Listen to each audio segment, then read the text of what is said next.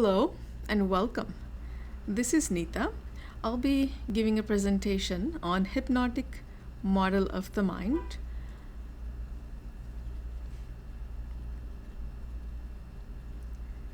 Hi. So as we will be discussing the programming that has occurred that built us the essence of who we are, how we can influence thoughts, actions, goals, and so forth through understanding your mind. Have you ever wondered, how do we understand ourselves? Hypnosis is such a tool, and this is a brief introduction to how our subconscious mind receives information and how all that programming created who we are, and how actually now we can change through use of neuroplasticity. That is a way of connecting our neurons, rebuilding them through understanding and constant reinforcement of what we want to change in us, who we want to become, what goals do we want to achieve. All that I'll be discussing. If you want to stop bad habits, let's say stop smoking, nail biting, any other getting over phobias, anxieties, and so on, the hypnosis is a tool that helps you make those transformations. This is a very, very brief introduction to what psychologists spend 5,000 hours or more learning. So there is no justification with completeness, but for the purpose of just getting a very basic foundation, I hope to give you an understanding how that happened so that we can be confident in changing who we are. One moment. There. So imagine this circle as inside of your mind. We come into this world with what we call primitive area of mind. This is a part of us that builds our brain, spinal cord, all systems, helps us grow, keeps us functioning 24/7. That is also in charge of protecting us and keeping us alive and well. That we'll discuss later. And the way we encode information into us is through interaction, association, and experiences that we build as we are born. So it's birth through 5 years old roughly. We are pure subconscious, unconscious mind. The information goes into us without any analysis, understanding, etc. It is pure internalization. Information can of course also go in as neutral. Our unconscious mind always moves away from pain towards pleasure. The experiences that we have, such as I love to play with my friends, I love animals, I do not like broccoli, I will have my hand burnt if I put it over the fire, I love basketball and I hate tennis. All kinds of information automatically gets transferred,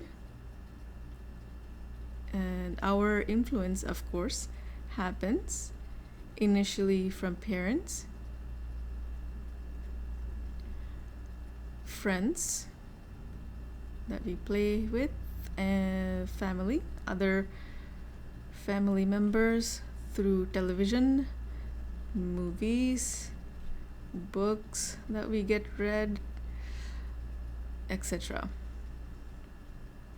So as we move along, of course, our primitive mind always is with us, and all of the life scripts that we have accumulated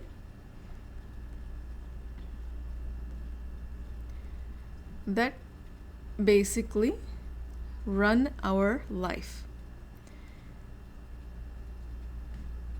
We begin to go to school as we are 5 years old, so that makes us interact with teachers,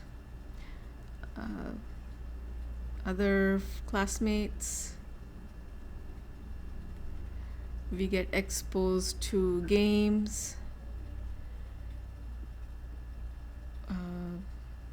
What else? Sports, more books, art, etc. That gets the interaction even more outside of us, begins to develop us around 9 years old. We develop what we call critical factor. That is a mechanism, a door. You may hear it as logic, gate, guard, gatekeeper.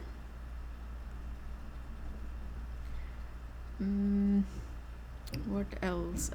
Mainly that, but that all refers to as critical factor or critical mind. That helps us learn through logic, reason, willpower.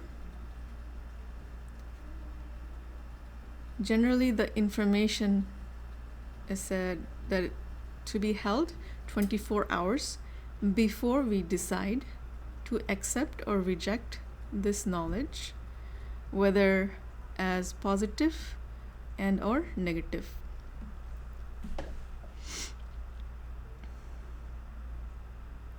This is when we begin to strongly develop personality, is 9 through 13.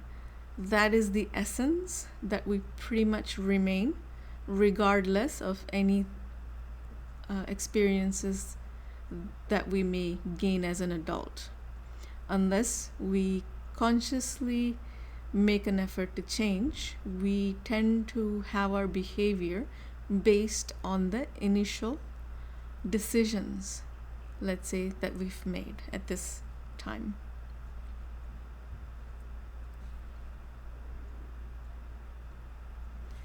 Let's see. Clean our page.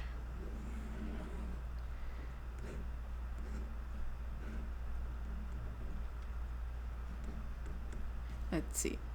So, our subconscious mind, let's say, is 5%. The unconscious mind is 95%. You will hear variation in the percentage from different schools, but relatively the whole idea is the unconscious is more.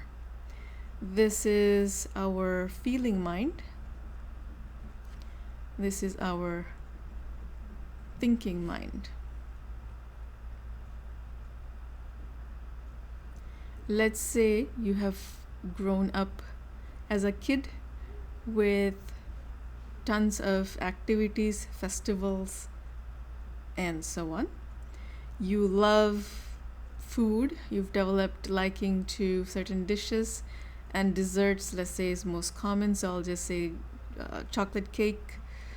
You absolutely love everything about it, the way the texture is, it smells and tastes, everything. Mom makes it perfect. That's your favorite.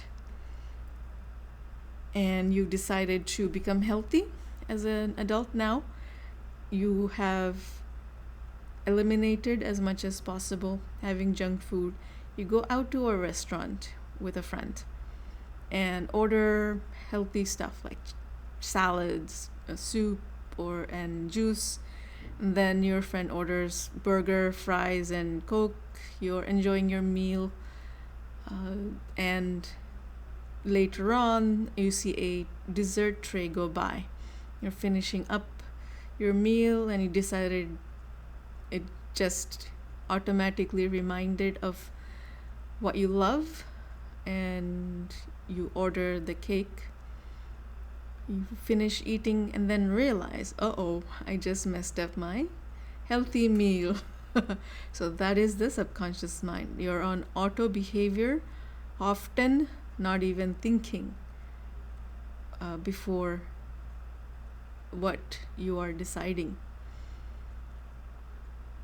So that also applies to anything that you want to change, whether it is exercise, working better, improving performance, what decisions you have about working, how the experiences of a child you have held and formed the ideas, whether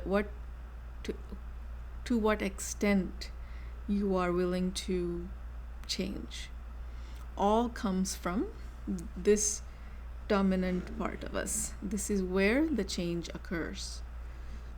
I mean, even if you wanted to get over fear, for instance, oh yeah, that brings us to fight or flight. This is the traditional definition of survival mechanism, but there's also one other thing, which is called freeze. If you were being attacked by a dog, let's say, or about to see that you would be attacked by a dog, your instinct is to get ready to fight with it, or run from it, or completely freeze. That also happens.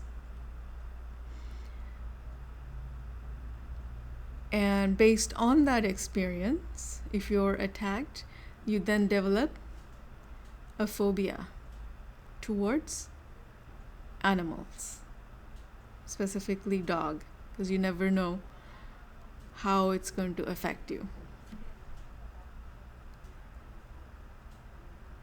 And others may have positive effect. They may love playing with animals, are very, very comfortable with any kind of animals because they are they have had good experiences. So that's how we form impressions in our unconscious mind. What you like, what you don't like, what you're willing to do, what you are willing to feel, all that happens. You definitely use your conscious mind. Willpower often does not change because it's in conscious effort zone.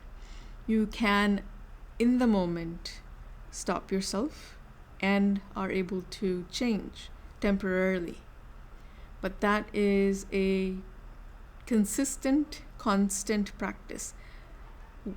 It is very, very challenging, but you can change with reinforcement of enough times. But that becomes truly tough.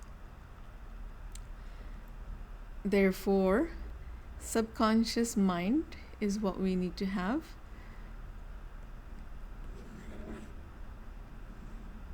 This is where we need to gain control. For that to happen, we open the door in our critical factor that allows change to occur.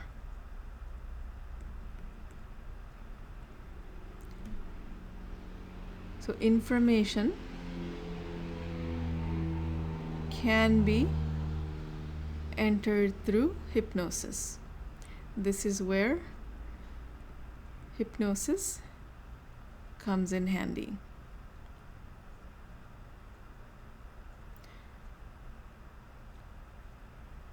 We naturally open the door so that enough suggestions repeated can be neutralized. The experiences are not deleted, but they are shifted within your mind so that it becomes neutral and you are able to move on with that experience of trauma, so it no longer runs you same way. The reactiveness is gone. So the programming can be done with first changing the association to that experience, whether it's with food, associating what is healthy, and even to desserts, not associating pain towards it, so that you can naturally allow yourself a little bit and then stop, or completely eliminate because part of you knows that it's available.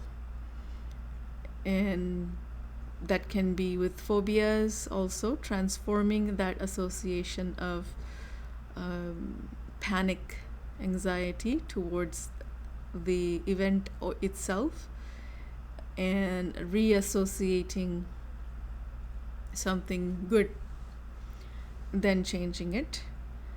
And then also talking with your unconscious mind to help you feel safe with the changes, and educating it so that the change is allowed, because its goal primarily is to protect you, and sometimes the sabotage happens because of that protection.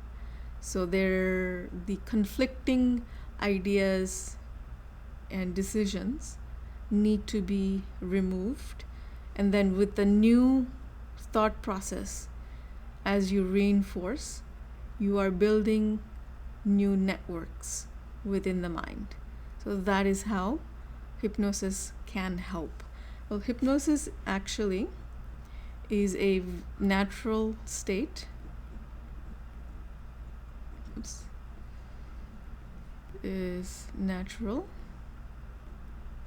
state of the mind, which we experience while watching TV, reading, conversation, driving. If you were driving a long distance, for instance, initially you pay attention until you get on the freeway, and as soon as it's a smooth flow, then you relax more and let the unconscious mind take over. You're still consciously paying attention to other people's changing lanes, sudden stops, everything also naturally happens. But at the same time, you are, let's say, as athletes say, in the zone. So you are in that between alpha beta state, where you experience what we call trance. It is a relaxed state of body and mind that helps you completely tune out what's not needed. And you have passed 2 or 3 light exits, and then realize, I have to turn back. So that then you have been in hypnosis.